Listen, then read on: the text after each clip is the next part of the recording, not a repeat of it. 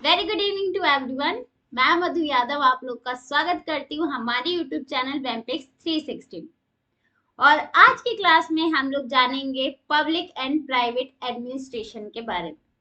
हमने इसकी जो पहली क्लास करी थी पार्ट 1 क्लास में, उसमें हमने क्या होता है लोक प्रशासन यानी पब्लिक एडमिनिस्ट्रेशन और इसके बारे में थिंकर्स ने क्या क्या स्टेटमेंट्स दिए हैं। ओके, इसकी थियरीज एंड इसके डेफिनेशंस और इसकी मीनिंग के बारे में पढ़ा था। तो उसी के कंटिन्यूटी में हम नेक्स्ट क्लास कर रहे हैं और नेक्स्ट में हम आज पढ़ेंगे पब्लिक एंड प्राइवेट एडमिनिस्ट्रेशन के डिवीजन को, उनमें क्या क्या सिमिलैरिटीज हैं और क्या क्या डिफरेंसेस हैं और किस थिंकर ने इसकी सिमिलैरिटीज के बारे में बात की है। क्योंकि देखिए, थिंकर्स को पढ़ना और कोई भी अगर कॉन्सेप्ट पढ़ रहे हैं उनको किसी भी थिंकर और किसी भी विचारक के साथ जोड़कर पढ़ना बहुत इंपॉर्टेंट है अगर आप यूजीसी नेट पेपर को अटेम्प्ट करने जा रहे हैं। क्योंकि क्वेश्चन कहीं से भी पूछ लेगा, है ना, कि लोक प्रशासन एक निजी प्रशासन से अलग होता है, इसकी नींव किसने रखी थी या किसने इसको कहा कि लोक प्रशासन और निजी प्रशासन एक है, अलग नहीं है। तो इस तरीके से क्वेश्चन आपसे पूछा जा सकता है। तो हर क्वेश्चन को कैच करना है और उसको कैसे कवर करना है एग्जाम के लिए, तो ये सारी चीजें आप लोगों को इस प्लेटफॉर्म पर सीखने के लिए मिलती हैं, ताकि UGC net exam political science में स्टूडेंट्स कहीं भी पीछे ना रहे। ये मेरा अल्टीमेट गोल है आप लोगों के लिए। तो क्लास को अगर जो पहली बार ज्वाइन कर रहा है वो सब्सक्राइब कर लीजिए चैनल हमारा, और वीडियो को शेयर कर दीजिए और लाइक कर दीजिए। ओके, तो सेकंड क्लास हम शुरू करने जा रहे हैं पब्लिक एडमिनिस्ट्रेशन के ऊपर। तो चलिए क्लास को शुरू करते हैं और कमेंट जरूर कीजिए अगर आपको कोई भी डाउट है। सो यहाँ पर हम बात करेंगे public administration and private administration और इसमें क्या मेजर डिफरेंस है। ओके, तो मेजर डिफरेंसेस को समझते हुए हम इसके आगे की स्टेप पर भी बढ़ेंगे और ये बात करेंगे, इसके बारे में जानेंगे कि जो लोक प्रशासन है उसको किन थिंकर्स ने कहा है कि लोक प्रशासन निजी प्रशासन से यानी प्राइवेट एडमिनिस्ट्रेशन से अलग है और किन किन बेसिस पे अलग है, ये सारी चीजें हम पढ़ने वाले हैं। तो अपने कॉपी पेन को निकाल लीजिए और जो जो आप लोगों को लगता है कि हाँ ये चीजें बहुत वैल्यूबल है मेरे एग्जाम के हिसाब से, तो उसको नोट करते जाइए। ओके, अपने शॉर्ट नोट्स भी बनाते जाइए। ठीक, तो सबसे पहले यहाँ पर पढ़ेंगे कि लोक प्रशासन जो होता है उसका संबंध सीधे किससे होता है। उसका संबंध सीधे सरकारी विभागों, सरकारी निगमों और सरकारी निकायों और आयोगों से होता है। ओके, तो इसका देखिए एकदम एक छोटी सी पतली धारी वाली जो होती है ना डिफरेंस, वो है। इसको अगर आप समझ गए तो आप पब्लिक एंड प्राइवेट एडमिनिस्ट्रेशन के डिवीजन को समझ जाए। ओके, तो जो पब्लिक एडमिनिस्ट्रेशन होता है वो हमने पहले भी पढ़ा था कि इसका मीनिंग क्या होता है। ओके, यहाँ पर लिखा हुआ लोग, लोग लिखा हुआ ना, लोग यानी सार्वजनिक, सार्वजनिक हित से जुड़ा हुआ प्रशासन लोक प्रशासन कहलाता है। और ये सार्वजनिक काम कौन करता है, तो ये सारे सार्वजनिक काम सरकारी विभागों में होता है, सरकारी संस्थाओं और निकायों में, इंस्टीट्यूशन में होता है। तो इसलिए जो पब्लिक एडमिनिस्ट्रेशन है वो हमारे गवर्नमेंट मैकेनिज्म से जुड़ा हुआ है। ओके, यानी गवर्नमेंट में रहकर जो भी काम किए जाते हैं जनता के हित के लिए या फिर उनकी फैसिलिटीज के लिए, उसे हम लोग प्रशासन कहेंगे, है ना। तो देखिए, तो इनडायरेक्टली क्या हो रहा है, parliament, okay, parliament, cabinet, judiciary, legislature जो एग्जीक्यूटिव है, ये जो भी काम करते हैं उन सभी को लोक प्रशासन के काम में काउंट किया जाएगा। आई होप जो पब्लिक एडमिनिस्ट्रेशन है उसको आप लोग अच्छे से समझ गए होंगे। अब बारी आती है निजी प्रशासन। ओके, निजी प्रशासन यानी प्राइवेट एडमिनिस्ट्रेशन। ओके, तो प्राइवेट एडमिनिस्ट्रेशन में क्या होता है, इसमें एक इंडिविजुअल व्यक्ति या इंडिविजुअल क्लास या इंडिविजुअल इंस्टीट्यूशन का एडमिनिस्ट्रेशन होता है। ओके, जस्ट फॉर एग्जांपल आप ले लीजिए कि ये एक कंपनी है। ओके, और इस कंपनी का अपना एक एडमिनिस्ट्रेशन होता है कि इस कंपनी को रन कैसे करना है, उसके गोल्स को कैसे अचीव करना है, और इस कंपनी के उद्देश्यों एम को पाने के लिए जो भी काम किए जाते हैं, इसमें जो भी कर्मचारी लगे होते हैं, उनका जो अल्टीमेट गोल होता है वो इस कंपनी के एम को प्राप्त करना होता है। ओके, तो यहाँ पर क्या है, ये जो कंपनी है ना, पर्टिकुलर कंपनी, तो ये अपना हित देखती है। ओके, अपना हित देखती है, और इसका जो इंटरेस्ट है, इसका जो एम, इसका उद्देश्य है, वो पब्लिक यानी सार्वजनिक तौर पर बहुत बड़े समूह के लिए नहीं होता है। ओके, तो ये मेजर डिफरेंसेस है। तो जो प्राइवेट एडमिनिस्ट्रेशन होता है, उसका जो इंटरेस्ट होता है, उसकी जो सर्विस होती है, वो एक पर्टिकुलर क्लास या पर्टिकुलर कंपनी के इंटरेस्ट को फुलफिल करना होता है। लेकिन जो पब्लिक एडमिनिस्ट्रेशन है, वो पर्टिकुलर क्लास या पर्टिकुलर इंस्टीट्यूशन या पर्टिकुलर एक ह्यूमन बीइंग सोसाइटी के लिए नहीं होता है, ये सभी के लिए होता है। Okay, particular human being society के लिए होता है, बट एक ह्यूमन, एक जैसे मान लीजिए कि यहाँ पर बहुत बड़े बड़े पूंजीपति वर्ग हैं, तो उस पूंजीपति वर्ग के लिए नहीं होता है, ये सभी के लिए होता है। ओके, तो ये है लोक प्रशासन और निजी प्रशासन में मेजर डिफरेंस। अब नेक्स्ट हम देखते हैं कि और क्या क्या डिफरेंसेस हम देख सकते हैं। तो इसमें क्या होता है, लोक प्रशासन में कानूनी स्तर पर अंतर देखा जाता है। ठीक, तो यहाँ पर देखिए, जो लोक प्रशासन है, लोक प्रशासन में कानून सभी के लिए समान रूप से होता है।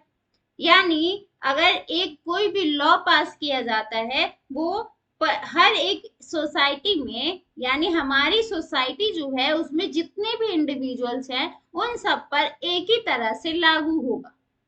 ओके, यानी कानून के समक्ष सभी की समानता देखने को मिलती है।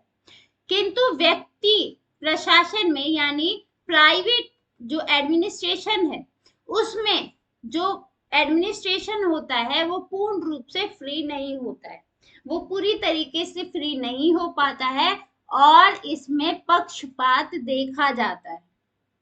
क्या देखा जाता है, पक्षपात देखा जाता है। जो भी कानून नियम होते हैं वो बड़े अधिकारियों के हित के अनुसार बदल दिए जाते हैं। तो इसीलिए कह रहा है कि जो प्राइवेट एडमिनिस्ट्रेशन होता है, वहां पर एक व्यक्ति किसी को भी अपनी कृपा का पात्र बना सकता है। यानी वहां का बॉस अगर किसी को बहुत अच्छा मानता है, तो उसको अपने साथ साथ रख कर उसके इंटरेस्ट को उसके बड़े पोस्ट पर पहुंचा सकता है, उसके इंटरेस्ट को फुलफिल करने की पूरी ताकत रखता है। लेकिन जो पब्लिक एडमिनिस्ट्रेशन है, उसमें रूल्स सभी के लिए सेम होते हैं। ओके, और प्राइवेट एडमिनिस्ट्रेशन में रूल्स को चेंज भी किया जा सकता है और मोल्ड भी किया जा सकता है, क्योंकि ये क्या होता है, बहुत लिमिटेड एरिया में अपना एडमिनिस्ट्रेशन रन करता है। दूसरा, दोनों तरह के एडमिनिस्ट्रेशन में उनके एम को लेकर या उनके गोल्स को लेकर डिफरेंसेस देखे जाते हैं। तो पहला है कि जो लोक प्रशासन है, पब्लिक एडमिनिस्ट्रेशन है, उनका लोक हित होता है। यानी जो सार्वजनिक पॉपुलेशन है, सार्वजनिक जनसंख्या है, उनके हित को साधना लोक प्रशासन का काम होता है। ठीक, यानी ये जो पूरी सोसाइटी है, तो उसमें अगर कोई भी कार्य किया जाता है, तो ये देखा जाता है कि जो पूरी पॉपुलेशन है उसके इंटरेस्ट को फुलफिल किया जाए। लेकिन जो प्राइवेट एडमिनिस्ट्रेशन होता है वो व्यक्तिगत लाभ के लिए काम करता है, यानी वो अपने वर्ग या अपने कंपनी के इंटरेस्ट को फुलफिल करना चाहता है। ओके, नेक्स्ट है कि लोक प्रशासन में सेवा स्थायी होता है, जबकि निजी प्रशासन में कर्मचारियों की सेवा स्थायी नहीं होती है। जो देखिए, जो पब्लिक एडमिनिस्ट्रेशन है तो यहाँ पर सरकारी नौकरियां लगाई जाती है, जिसका एक पर्टिकुलर टर्म होता है कि आप इस एज तक काम करेंगे, और उनको अगर ये कोई गलत काम नहीं करते हैं तो उनके पद पर उनको स्थायी रूप से बनाए रखा जाता है। लेकिन जो निजी एडमिनिस्ट्रेशन है, प्राइवेट एडमिनिस्ट्रेशन है, उसमें कर्मचारियों को अगर परफॉर्मेंस अच्छी दे रहे हैं तो ठीक है, वरना उनको निकाला भी जा सकता है।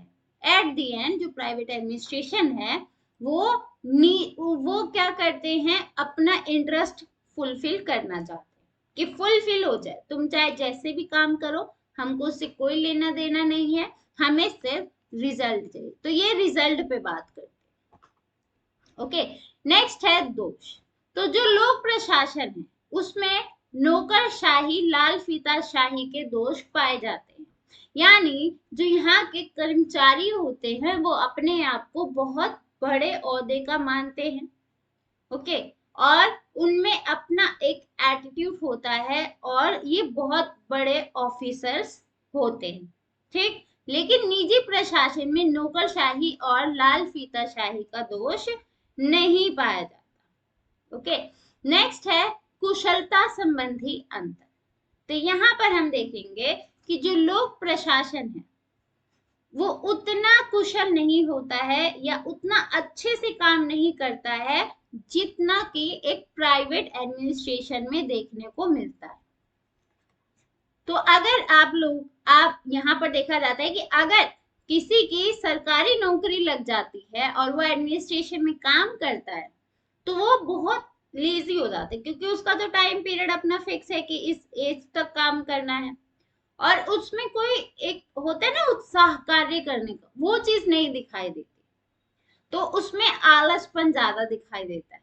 लेकिन जो प्राइवेट एडमिनिस्ट्रेशन है उस एडमिनिस्ट्रेशन में जो भी कर्मचारी होते हैं उनके काम के ऊपर कड़ी निगरानी रखी जाती है, उनके रिजल्ट पर बात की जाती है कि उन्होंने कितनी प्रोडक्टिविटी दी है। ओके, तो उनकी प्रोडक्टिविटी क्या रही, उनका रिजल्ट क्या रहा, इन सभी चीजों पर कंपनी ध्यान देती है। तो ये भी एक मेजर डिफरेंस आप कह सकते हैं। दूसरा ये देखेंगे कि कार्य में लापरवाही और उदासीनता दिखाई देने पर उस कर्मचारी को मालिक निकाल देता है। ओके, अगर प्राइवेट एडमिनिस्ट्रेशन में आलसपन दिखा या लापरवाही दिखी, या कोई जो ऑफिसर है, कोई कर्मचारी है, काम में इंटरेस्ट नहीं दिखा रहा है, तो उसको कंपनी बाहर निकाल देती है। और अगर अच्छा काम करते, परफॉर्मेंस अच्छी रहती है, तो उनको पदोन्नति यानी प्रमोशंस या कई तरह के गिफ्ट भी दिए जाते हैं। लेकिन लोक प्रशासन में क्या होता है, अच्छा कार्य करने पर कोई प्रोत्साहन नहीं दिया जाता, ठीक। तो ये भी डिफरेंसेस। अब बात आती है थिंकर्स की, ठीक, कि लोक प्रशासन और निजी प्रशासन, लोक प्रशासन और निजी प्रशासन किस तरीके से डिफरेंट है, थिंकर्स क्या बोलते हैं इसके ऊपर। तो ये जो पार्ट है लोक प्रशासन और निजी प्रशासन की डिफरेंसेस का, ये बहुत इंपॉर्टेंट रहने वाला है, ठीक। यहाँ से क्वेश्चन जरूर जरूर जरूर बनेंगे, इसलिए इसको अपनी नोटबुक में भी नोट कीजिए। ओके, तो सबसे पहले हर्बर्ट साइमन आते हैं। ओके, और हर्बर्ट साइमन कहते हैं कि जो लोक प्रशासन और प्राइवेट प्रशासन है, पब्लिक एंड प्राइवेट एडमिनिस्ट्रेशन है, उनके बीच डिफरेंसेस को हम 3 अलग अलग तरीके से समझ सकते हैं। इसके 3 आधार वो बताते हैं।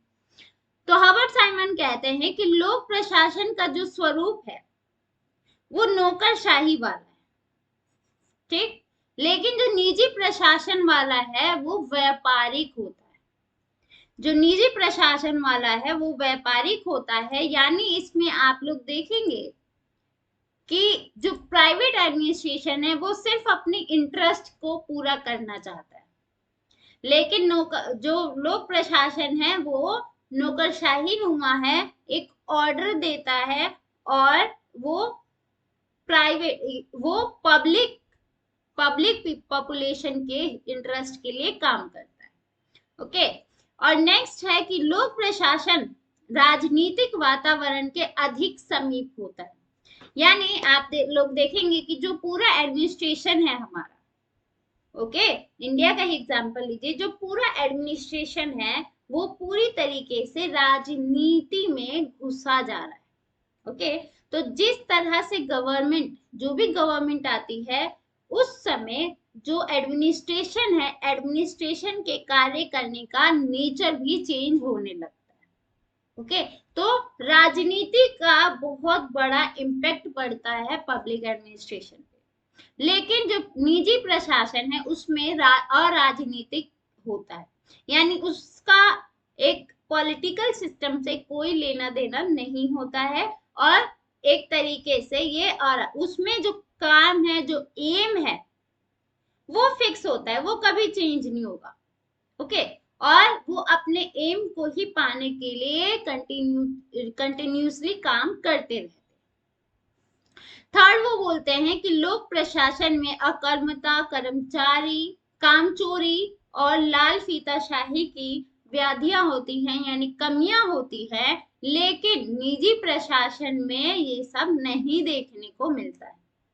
ओके, ये कहते हैं हर्बर्ट साइमन। उसके बाद जो पीटर ड्रकर है, पीटर ड्रकर कहते हैं कि लोक प्रशासन और निजी प्रशासन में अंतर है, और यह अंतर उद्देश्यों को लेकर देखा जा सकता है, उनके मूल्यों और सामाजिक उत्तरदायित्वों को देखकर समझा जा सकता है। Okay, according to Peter Drucker, उनके अनुसार सरकारी संगठनों में निष्पादन तथा परिणाम निजी संगठनों से भिन्न होता है। तो यहाँ पर आप लोग देख पाएंगे, समझ पाएंगे कि जो प्राइवेट एडमिनिस्ट्रेशन है वो ज्यादा प्रोडक्टिव होता है as compare to public administration. Okay, तो ये वही कह रहा है कि सरकारी संगठनों में निष्पादन और परिणाम निजी संगठनों से भिन्न होता है, और इसी अनुसरण में निष्पादन का प्रबंधन भिन्न भिन्न होता है। जो मैनेजिंग परफॉर्मेंस है कंपनीज की वो अलग अलग होती हैं, और जो प्राइवेट और पब्लिक एडमिनिस्ट्रेशन की मैनेजिंग परफॉर्मेंस है उसको अलग अलग तरीके से बनाया जाता है। ओके, यानी अगर आप गवर्नमेंट सेक्टर में जाएंगे, एडमिनिस्ट्रेशन में जाएंगे, तो वहां पर काम करने का तरीका अलग होगा, और अगर आप प्राइवेट सेक्टर की किसी कंपनी में जाएंगे तो उसके काम करने का तरीका अलग हो सकता है। नेक्स्ट आते हैं सर जोसिया स्टाफ। ये कहते हैं कि हम ना पब्लिक और प्राइवेट एडमिनिस्ट्रेशन के डिफरेंसेस को 4 आधारों पर समझ सकते हैं। तो इसमें 4 तरह की असमानताएं दिखाई देती है, जिसकी वजह से पब्लिक और प्राइवेट एडमिनिस्ट्रेशन अलग अलग है। तो पहला है कि लोक प्रशासन में अधिकांश एक रूपता पाई जाती है, जबकि निजी प्रशासन में विभिन्नता पाई जाती है। ओके, लोक प्रशासन में एक रूपता और निजी प्रशासन में विभिन्नता। दूसरा, ये कहते हैं कि लोक प्रशासन में बाह्य वित्तीय नियंत्रण होता है। ओके, तो इसका जो वित्त नियंत्रण है वो विधायिका करती है, जबकि निजी प्रशासन में आंतरिक वित्तीय नियंत्रण होता है, यानी जो कंपनी काम करती है या कंपनी का जो गोल है उसको पाने के लिए जितना भी खर्च होता है वो खुद कंपनी देती है, स्वयं कंपनी ही देती है, उसको बाहर से देने वाला कोई नहीं होता। ओके, थर्ड है कि लोक प्रशासन जनता के प्रति जवाबदेही होता है, लेकिन निजी प्रशासन में ऐसा नहीं होता है। ओके, जैसे कि हम जानते हैं कि जो लोक प्रशासन है वो तो पब्लिक इंटरेस्ट के लिए काम करती है ना, और इसमें जो भी आता है वो पब्लिक के इंटरेस्ट को काम करने के लिए है आता है। तो अब क्या होगा, पब्लिक भी तो जवाबदेहिता मांगेगी, पब्लिक भी तो क्वेश्चन करेगी कि आप ये काम क्यों नहीं कर पाए। ओके, तो हमेशा जो लोक प्रशासन होता है, पब्लिक एडमिनिस्ट्रेशन जो होता है, वो जवाबदेही होता है। उसे पब्लिक के क्वेश्चंस का सामना करना पड़ता है और उसको आंसर भी करना पड़ता है। लेकिन निजी प्रशासन में ऐसा नहीं होता है। क्यों नहीं होता है? क्योंकि जो निजी प्राइवेट एडमिनिस्ट्रेशन है वो एक एरिया तक ही सीमित है। ये चाहे एक कंपनी हो सकती है, या एक व्यक्ति हो सकता है, या एक संगठन हो सकता है। संगठन कह लीजिए या वर्ग वर्ग कह लीजिए। ओके। फोर्थ है कि लोक प्रशासन का मुख्य ध्येय जन कल्याण और सामुदायिक सेवाएं करना होता है और लाभ कमाना नहीं होता है। जबकि जो निजी प्रशासन होता है वो लाभ कमाना चाहता है। जो निजी प्रशासन होता है at the end result productivity और प्रॉफिट की बात करता है। लेकिन जो पब्लिक एडमिनिस्ट्रेशन है वो समुदाय की सेवा करना, जनता के कल्याण करने पर ज्यादा बल देता है। नेक्स्ट है कि Paul H Appleby. Okay, Paul H Appleby 3 और आधार बताते हैं जिस पर हम ये कह सकते हैं कि public administration and private administration दोनों अलग अलग है। तो ये जितने भी थिंकर्स में करा रही हूँ उनके बेस को ध्यान में रखिए कि ये किन आधारों पर पब्लिक और प्राइवेट एडमिनिस्ट्रेशन को अलग अलग बताते हैं। ओके, तो पॉल एच एप्लवी कहते हैं कि 3 आधारों पर हम ये कह सकते हैं कि पब्लिक एंड प्राइवेट एडमिनिस्ट्रेशन अलग अलग है। तो पहला ये है कि व्यापकता, प्रभाव और महत्ता। तो एप्लवी के अनुसार संगठित सरकार किसी न किसी रूप में समाज में विद्यमान होती है और गतिशील सभी क्षेत्रों को अपने में समेटती है। ओके, कि जो पब्लिक एडमिनिस्ट्रेशन होती है वो समाज के लगभग सभी एरियाज को अपने अंदर समेटती है और उनके इंटरेस्ट और उनके हित के लिए काम करती है। ओके, लेकिन जो निजी प्रशासन होता है वो उसका एरिया बहुत छोटा होता है। ओके, और वो अपने इंटरेस्ट के लिए काम करता है। ओके, नेक्स्ट है कि सार्वजनिक जवाबदेहिता। तो जो पब्लिक एडमिनिस्ट्रेशन है वो सार्वजनिक रूप से जवाबदेही बनता है। उससे जनता क्वेश्चन पूछ सकती है, अपने इंटरेस्ट की बात कर सकती है, या अपने काम को करवाने के लिए अनशन भी कर सकती है। ठीक, लेकिन जो प्राइवेट एडमिनिस्ट्रेशन होता है वो जनता के प्रति जवाबदेही नहीं होता और वो सभी पॉपुलेशन के लिए, सबके इंटरेस्ट के लिए काम नहीं करता है। ओके, नेक्स्ट है राजनीतिक स्वरूप। तो जिस तरीके से हर्बर्ट साइमन ने कहा था कि इसमें जवाबदेहिता होती है, राजनीतिक इसका स्वरूप है, तो उसी तरीके से पॉल एच एप्लवी भी कहते हैं कि जो पब्लिक एडमिनिस्ट्रेशन है तो पब्लिक एडमिनिस्ट्रेशन में राजनीतिक हस्तक्षेप होता है और राजनीति का इस पर बहुत ही प्रभाव पड़ता है। तो यहाँ पे ये कहते हैं कि प्रशासन ही राजनीति है क्योंकि लोकहित इसमें सर्वोपरि होता है। ओके, और लोकतांत्रिक देशों में ये सबसे ज्यादा देखने को मिलता है और जो निजी प्रशासन होता है वो और राजनीतिक होता है। ओके, तो आई होप कि आप लोग को यहाँ तक बहुत अच्छे से समझ आया होगा कि पब्लिक एंड प्राइवेट एडमिनिस्ट्रेशन में क्या डिफरेंसेस है। तो हमने यहाँ पर 3-4 थिंकरों के बारे में पढ़ा कि हर्बर्ट साइमन 3 बेस बताते हैं जिसके आधार पर पब्लिक और प्राइवेट एडमिनिस्ट्रेशन अलग है। देन पीटर ड्रकर बोलते हैं। देन सर जोसेफ स्टाम्प ने भी 4 बेसिस बताए जिस पर हम ये कह सकते हैं कि पब्लिक एंड प्राइवेट एडमिनिस्ट्रेशन अलग अलग है। देन पॉल एच एप्लवी हैं जिन्होंने 3 बेसिस बताए हैं जिस पर हम कहेंगे कि पब्लिक प्राइवेट एडमिनिस्ट्रेशन अलग अलग है। तो इन चीजों को आप ध्यान में रखिए, आपके एग्जाम में ये जरूर आए। ओके, कहीं से भी क्वेश्चन पूछ सकता है। ओके, तो हमें कोई भी ऐसा एरिया नहीं छोड़ना है जहां से क्वेश्चन बनने के चांसेस है। तो हमें सारी चीजें कवर करके चलना।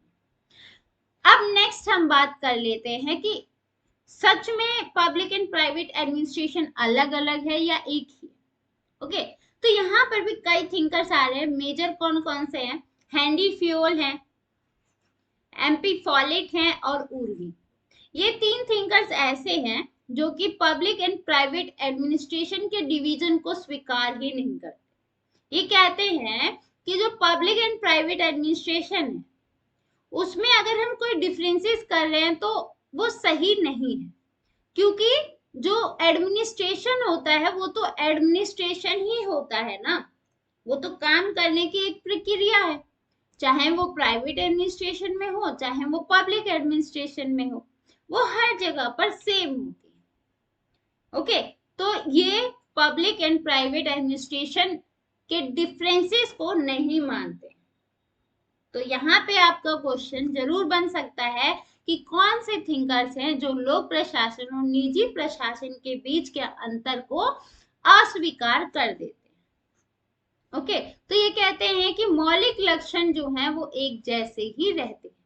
हेनरी फ्यूल कहते हैं कि प्रशासन के अंतर्गत केवल लोक प्रशासन ही नहीं अपितु प्रत्येक आकार और प्रकार एवं प्रत्येक नाम अथवा उद्देश्यों से संचालित संस्थाओं के प्रशासन का समावेश किया जाता है। ओके, समस्त संस्थाओं में नियोजन, संगठन, आदेश, समन्वय तथा नियंत्रण की आवश्यकता होती है, चाहे वो पब्लिक एडमिनिस्ट्रेशन हो चाहे वो प्राइवेट एडमिनिस्ट्रेशन। वहां पर नियोजन भी चाहिए, ऑर्गेनाइजेशन भी चाहिए, उनमें एक ऑर्डर भी होता है, हर जगह पर ऑर्डर दिया जाता है, समन्वय भी चाहिए और कंट्रोल भी चाहिए। ये सारी चीजें नहीं होंगी तो ना तो पब्लिक एडमिनिस्ट्रेशन चलेगा ना ही प्राइवेट एडमिनिस्ट्रेशन चलेगा। तो हर जगह पर जो एडमिनिस्ट्रेशन के वैल्यूज हैं वो सेम होती है, तो इसलिए पब्लिक एंड प्राइवेट एडमिनिस्ट्रेशन अलग अलग नहीं हो सकता। ओके, तो ये कहते हैं Henry Fayol, MP Follett and Urwick. Next हम बात कर लेते हैं अब लोक प्रशासन और निजी प्रशासन में क्या क्या सिमिलैरिटीज। तो अभी तक हमने बात की कि लोक प्रशासन और निजी प्रशासन किस तरीके से डिफरेंट है। अब हम बात करने वाले हैं कि ये किस तरीके से सेम है। ओके, तो इतने डिफरेंसेस होने के बावजूद इसमें कई सारी चीजें ऐसी हैं जिसको देखकर, जिसको पढ़ने के बाद आप ये कहेंगे कि ये तो सेम है। कहाँ से डिफरेंट आपको लगता है कि प्राइवेट एडमिनिस्ट्रेशन और पब्लिक एडमिनिस्ट्रेशन अलग अलग है? तो चलिए इसके कॉज एंड इफेक्ट्स को जानते हैं। तो सबसे पहले हमें ये देखना होगा कि जो प्राइवेट और पब्लिक एडमिनिस्ट्रेशन है उन दोनों में ही कौशल का महत्व होता है। किसका महत्व होता है? कौशल का महत्व होता है। तो यहाँ पर अगर एक सेकेंड,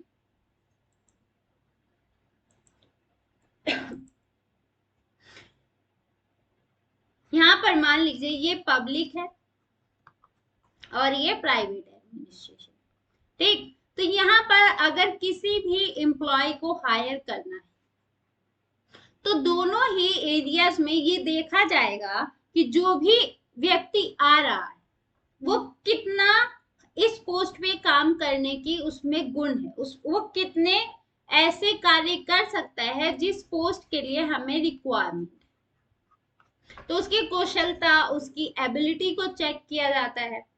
तो किसी भी व्यक्ति के कार्य करने का जो भी क्वालिटी है, जो गुण है, क्या वो हमारी कंपनी के लिए सुइटेबल है या गवर्नमेंट के लिए सुइटेबल है, ये चेक किया जाता है। तो एक परफेक्ट एम्प्लॉय को ही उसमें हायर किया जाता है, पोस्ट को दिया जाता है। नेक्स्ट है तकनीक की समानता। तो जो दोनों ही, जो पब्लिक एडमिनिस्ट्रेशन है, यहाँ पर देखते हैं पब्लिक एंड प्राइवेट, तो इन दोनों में ही ऐसी तकनीकों का, ऐसे टेक्निक्स का यूज किया जाता है जो कि जल्द से जल्द एक रिजल्ट देने का काम करे। तो न्यू जब टेक्निक्स आती हैं, इसको भी तकनीक की जरूरत होती है और इसको भी तकनीक की जरूरत होती है। तो ये जो दोनों एरियाज हैं ऐसे ऐसे टेक्निक्स की खोज में लगी रहती हैं जिससे कि उनके प्रोडक्टिविटी को बढ़ाया जा सके। ओके, तो इनका जो पूरा टेक्निक है, देखिए यहाँ भी फाइलिंग का काम होता है, आपका फाइलिंग बनाई जाती है या फिर रिपोर्टिंग की जाती है। इसके कार्य करने का एक मेथड होता है, रिपोर्टिंग मेथड मेथड आपका, या फिर जो पूरा तकनीकी सिस्टम, इलेक्ट्रॉनिक तकनीकी सिस्टम, वो एक तरीके से ऐसे मैकेनिज्म्स को यूज किया जाता है जिससे कि एक बेस्ट रिजल्ट निकाला जा सके। तो ये दोनों ही पब्लिक में भी और प्राइवेट एडमिनिस्ट्रेशन में भी सेम तरीके से नए नए तकनीक्स की खोज करने पर बल दिया जाता है। उसके बाद आती है कर्मचारी वर्ग की समानता। ओके, तो यहाँ पर आप लोग देखेंगे कि दोनों ही जगह, पब्लिक एरिया में भी और प्राइवेट एरिया में भी, दोनों ही जगह पर ये देखा जाता है कि जो भी कर्मचारी आए वो योग्य हो, वो निष्ठा रखता हो अपने काम के प्रति। यानी हर इन दोनों ही जगह पर ऐसे कर्मचारी चाहिए जो कि उस कार्य को करने की योग्यता रखते हो और अपने काम के प्रति निष्ठा रखते हैं, ठीक, और उनके एक्सपीरियंस को भी, अनुभव को भी ध्यान में रखा जाता है। दोनों ही जगह पर अनुभव को, एक्सपीरियंस को बहुत इंपॉर्टेंस दी जाती है। ओके, और उसके बाद प्रशिक्षण, उनको ट्रेनिंग भी दी जाती है कि देखिए आप लोगों को काम इस तरीके से करना है। नेक्स्ट है कि दोनों की सफलता का मानदंड प्रगति। तो दोनों ही एरिया में ये देखा जाता है, दोनों ही एरिया में, कि जो कंपनी है या जो संगठन है वो तभी सफल कहलाएगी जब वो अपने उद्देश्य को प्राप्त करे। तो अगर ये देखना है कि जो पब्लिक एडमिनिस्ट्रेशन है वो कितना सक्सेसफुल है और जो प्राइवेट एडमिनिस्ट्रेशन है वो कितना सक्सेसफुल है, तो ये आप लोगों को तभी पता चलेगा जब आप उसकी सफलता, उसने अपने एम को किस हद तक पाया है। तो इसको मेजर करते हुए आप एडमिनिस्ट्रेशन की सफलता को प्राप्त कर पाएंगे या जान पाएंगे। ओके, दूसरा है उत्तरदायित्व। तो दोनों ही जगह पर देखिए, जो अगर डेमोक्रेटिक कंट्री है ना, लोकतांत्रिक, तो हर इसमें क्या होता है, चाहे वो पब्लिक एडमिनिस्ट्रेशन हो चाहे वो प्राइवेट एडमिनिस्ट्रेशन, दोनों ही जगह पर जो एडमिनिस्ट्रेटिव ऑफिसर्स है वो उत्तरदायी होते हैं। प्राइवेट एडमिनिस्ट्रेशन में क्या होता है, एक ऑफिसर अपने कर्मचारी, देखिए एक कर्मचारी जो है वो अपने उच्च पद के अधिकारी के लिए, यानी उससे बड़े पद पर जो अधिकारी है उसके प्रति उत्तरदायी होता है। जो बड़े पद वाला ऑफिसर है वो अपने निचले पद के ऑफिसर से क्वेश्चन आंसर कर सकता है, कुछ भी रिपोर्टिंग करने के लिए कह सकता है या फिर कोई भी काम उसको दे सकता है, और उसके क्वेश्चंस और उसके प्रमोशन सारे उसके कंट्रोल में होते हैं। इसी तरह जो पब्लिक एडमिनिस्ट्रेशन है, पब्लिक एडमिनिस्ट्रेशन भी उत्तरदायी होता है, और ये किसके प्रति उत्तरदायी होता है, ये जनता के प्रति ज्यादा उत्तरदायी। ओके, अब देखिए नेक्स्ट है कि समान संगठन व्यवसाय। तो इसमें क्या होता है, दोनों ही प्रशासन में एक नियम कानून होता है और एक प्रोसीजर होता है पूरा, और उसी प्रोसीजर के तहत पब्लिक एंड प्राइवेट एडमिनिस्ट्रेशन काम करता है। ओके, तो इनका एक कोड एंड कंडक्ट होते हैं जिस आधार पर इनके काम किए जाते हैं। नेक्स्ट है अन्वेषण और शोध की आवश्यकता। तो इसमें क्या होता है, जो एडमिनिस्ट्रेशन है चाहे वो पब्लिक हो चाहे वो प्राइवेट हो, दोनों ही जगह पर न्यू इनोवेशंस किए जाते हैं कि कंपनी में या सरकार में या एडमिनिस्ट्रेशन में किस तरीके से नई खोज की जाए, उसको और इंटरेस्टिंग कैसे बनाया जाए, या काम को जिसको हम 4 घंटे में कर रहे हैं उसको 2 घंटे में कैसे रिड्यूस किया जाए। तो यहाँ दोनों ही जगह पर प्रोडक्टिविटी की बात होती है। ओके, दोनों ही जगह पर प्रोडक्टिविटी की बात की जाती है। अब बात आती है लोक प्रशासन के अध्ययन के उपागम के बारे में, कि लोक प्रशासन को हम किन किन अप्रोचेस के तहत स्टडी कर सकते हैं। तो देखिए, सबसे पहला है दार्शनिक उपागम। ओके, तो दार्शनिक उपागम सबसे पहले कहता है कि ये प्रशासनिक गतिविधियों की सबसे जो भी कार्य करने की पद्धति है या जो भी गतिविधि वो कर रहा है उन सभी पर अपनी नजर बनाकर रखता है। और इसमें दर्शन से आप समझ रहे हैं ना, दर्शन, तो दर्शन जो है एक तरीके से आदर्श होता है। और आदर्श क्या होता है, ये बात करता है कि क्या होना चाहिए, क्या होना चाहिए। ओके, क्या है पर बात नहीं करता है, क्या होना चाहिए, यानी प्रशासन में किन किन आदर्शों सिद्धांतों को मिलाने से ये और बेस्ट काम कर सकता है। तो अगर फिलोसफिकल अप्रोच की हम बात करें तो इसमें हमारे जितने भी थिंकर्स हैं, जैसे प्लेटो ने द रिपब्लिक का एडमिनिस्ट्रेशन जस्टिस कैसा होगा या सोसाइटी कैसे रन करेगी उसकी बात। हॉब्स ने लेवियाथन जो उसकी बुक है उसमें बताया कि किस तरीके से लेवियाथन सार्वजनिक मतलब सभी पॉपुलेशंस के लिए काम करेगा। महाभारत में शांति पर्व है और शांति पर्व में किस तरह के एक राजा की कल्पना की गई है, वो राजा कैसे काम करेगा, उसके क्या गुण होने चाहिए, क्वालिटी होना चाहिए। तो जब ये गुण क्वालिटी होंगी तभी तो वो अपना एक अच्छा एडमिनिस्ट्रेशन रन कर पाएगा।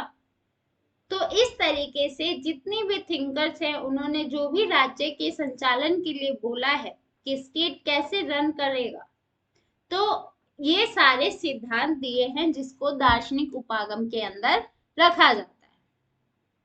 उसके बाद आता है कानूनी उपागम। ओके, कानूनी उपागम में क्या है, ये सबसे पहले फ्रांस, बेल्जियम और जर्मनी इन तीनों देशों में देखा गया। और इसमें क्या हुआ, एक तरीके से कंपैरेटिव स्टडी होती है। ओके, और इस स्टडी में सबसे पहले थिंकर आते हैं फ्रैंक जे गुडनव। और ये देखते हैं कि हर मतलब देशों में लोक प्रशासन को किस तरीके से चलाया जाता है, वहां की कोड कंडक्ट एंड रूल्स क्या है। ओके, और उनके ये सभी चीजों को जानने के लिए, उनके एडमिनिस्ट्रेटिव प्रोसेस मेथड्स को जानने के लिए वहां के संवैधानिक कानून ढांचे को, संगठन को, वहां उसकी एडमिनिस्ट्रेशन की शक्तियों को और उनके जो अधिकारी हैं उनके शक्ति और उनकी सीमाओं, इन सभी चीजों का ये अध्ययन करते हैं, स्टडी करते हैं और बताते हैं कि एडमिनिस्ट्रेशन किस तरह का है। ओके, तो बेसिकली वहां किसी भी देश के कानून, सिद्धांत और रूल्स एंड लॉस के बारे में स्टडी किया जाता है कानूनी उपागम में, और फिर किसी भी देश की वहां के एडमिनिस्ट्रेशन व्यवस्था के बारे में बात की जाती है। ओके, और ये एक तरीके से सबसे पुरानी व्यवस्थित दृष्टिकोण है। उसके बाद आता है ऐतिहासिक उपागम। और ऐतिहासिक उपागम में क्या होता है कि इसके जो विचारक है ये क्या करते हैं कि किसी भी एक पर्टिकुलर कंट्री की हिस्ट्री में और प्रेजेंट में जिस तरीके के एडमिनिस्ट्रेशंस है उनका एक कंपैरेटिव स्टडी करते हैं। तो इसमें देखिए कौटिल्य ने अपने अर्थशास्त्र में मुगल प्रशासन और ब्रिटिश प्रशासन, ठीक, इन दोनों की एक तरीके से बात करी है जिसकी अर्थशास्त्र में झलक दिखाई देती है। ओके, और इसी तरीके से आप ये भी देखेंगे कि जो एल.डी. वाइट है इन्होंने अमेरिका के संघीय प्रशासन फेडरल एडमिनिस्ट्रेशन के बारे में बात की थी। और उन्होंने जब अमेरिका के फेडरल एडमिनिस्ट्रेशन की स्टडी की तो उसके तुलनात्मक अध्ययन के लिए, कंपैरेटिव स्टडी के लिए उसको अमेरिका के जो टाइम पीरियड है उसको 4 फेजेस में बांटा। नंबर 1 द फेडरलिस्ट स्टेट के रूप में। तो जब अमेरिका का फर्स्ट स्टेट देखा जाता है तब फेडरलिस्ट स्टेट उसे उन्होंने कहा है। दूसरा the Jeffersons, then third the Jacksonians and then the Republican era. तो 4 कार्यकाल में डिवाइड करके एल.डी. वाइट ने अमेरिका के जो फेडरल एडमिनिस्ट्रेशन है उसकी स्टडी करी। ओके, नेक्स्ट है केस पद्धति उपागम, केस स्टडी वाला अप्रोच।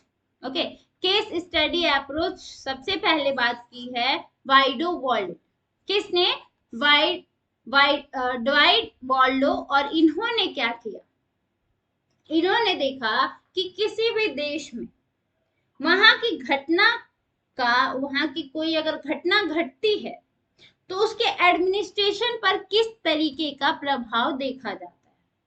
जैसे आप फॉर एग्जांपल ले लीजिए इंडिया। ओके, इंडिया को ले लीजिए और इंडिया में जो ब्रिटिश शासन था, ब्रिटिश गवर्नमेंट थी, उसके गुलामी के बाद जो भारत इंडिया का एडमिनिस्ट्रेशन बना वो किस तरीके से अलग बनता है। और ऐसा एडमिनिस्ट्रेशन बनाने का उद्देश्य ये होता है कि हम या तो इस घटना से सीख लें या फिर उस तरह की स्थिति दोबारा ना आने दें। ठीक, क्योंकि इंडिया तो कभी नहीं चाहेगा ना कि ब्रिटिश गवर्नमेंट दोबारा से रूल करे। इसलिए ऐसा एडमिनिस्ट्रेशन बनाएंगे जिससे कि उस घटना से हम उस तरह की घटना दोबारा ना आए और उससे हम सीख लेंगे और अपनी एडमिनिस्ट्रेशन में सुधार करने की कोशिश करेंगे। और इसमें देखिए, इसमें क्या किया जाता है, जो भी घटनाएं घटती हैं उसके बारे में स्टूडेंट्स को बताया जाता है। और अमेरिका में ये जो अप्रोच है 1913 में बहुत लोकप्रिय रही, बहुत इसको ये पॉपुलर रहा। और इसमें एक बुक लिखते हैं हेराल्ड स्टेन, जिसमें वो 20 केस स्टडीज करते हैं और ये है 1952 में public administration and policy administration. Harold Stein ने 20 केसेस स्टडी करी अपनी book public administration and policy administration. Okay, 1952 में। ये मोस्ट इंपॉर्टेंट है, इसको नोट कर लीजिए। कमेंट बॉक्स में अपने डाउट्स जरूर बताइए ताकि आप लोग के सारे डाउट में क्लियर कर सके। ओके, कई स्टूडेंट्स कमेंट करते हैं और ऐसे ही अपने डाउट्स को क्लियर रखिए ताकि एग्जाम में आप लोग को कोई भी कंफ्यूजन ना आए। ओके, तो केस स्टडी जो मेथड है हम उसकी बात कर रहे हैं। और देखिए इंडिया में अगर हम बात करें तो केस स्टडी के लिए भारतीय लोक प्रशासन संस्थान नई दिल्ली और राष्ट्रीय प्रशासन अकादमी मसूरी, ये दोनों काम करते हैं। ओके, और वर्ल्ड वाइड के अनुसार जो केस पद्धति है वो लोक प्रशासन के स्टडी के लिए एक बहुत अच्छा अप्रोच बनने जा रहा है। तो हम देखते हैं कि कई सारी कोई भी जो पॉलिसी होती है तो हम उसको भी एनालिसिस करते हैं कि क्या ये जो पॉलिसी है वो उतनी सक्सेसफुल हो पाई, इसकी क्या कमियां रही। तो उन सारी कमियों को देखते हुए उसके नेक्स्ट स्टेप की ओर बढ़ा जाता है। तो इसलिए जो केस पद्धति अध्ययन अप्रोच है वो इम्पोर्टेंट हो जाता है। अब हम बात करते हैं लोक प्रशासन के अध्ययन के जो डायमेंशन, दृष्टिकोण है उन सभी के बारे में। ओके, और इस सभी दृष्टिकोणों में नए नए थिंकर्स आएंगे। जैसे कौन कौन से दृष्टिकोण है? संरचनात्मक उपागम है, मानव संबंधी उपागम है, व्यवहार संबंधी उपागम है, कंपैरेटिव है, इन्वायरमेंटल स्टडीज है, डेवलप स्टडीज है और उसके बाद लोक चयन उपागम। तो ये सारे मोस्ट इंपॉर्टेंट उपागम्स हैं। और इन उपागमों में, इन दृष्टिकोणों में जो ये सारे थियरीज हैं एक तरीके से, और इन थियरीज में कई सारे थिंकर्स इंक्लूड। ओके, और ये सारे थिंकर्स को जानना आप लोग के लिए जरूरी है for administrative paper, public administration के एग्जाम के लिए। ये सारे अप्रोचेस, सारे थियरीज और इन थियरीज की बात किस किस थिंकर ने की और उस थिंकर की स्टडी क्या है, तो उन सभी को जानना मोस्ट इम्पॉर्टेंट है। और इसकी क्लास, इसकी जो बात है हम कल करने वाले हैं इन सभी थियरीज के बारे में। और मिलते हैं कल की क्लास में। आज की क्लास के लिए थैंक यू। आप लोग जुड़े रहे, क्लास को लाइक कीजिए, शेयर कीजिए और चैनल को जरूर सब्सक्राइब कीजिए। Thank you. मिलते हैं कल की क्लास में।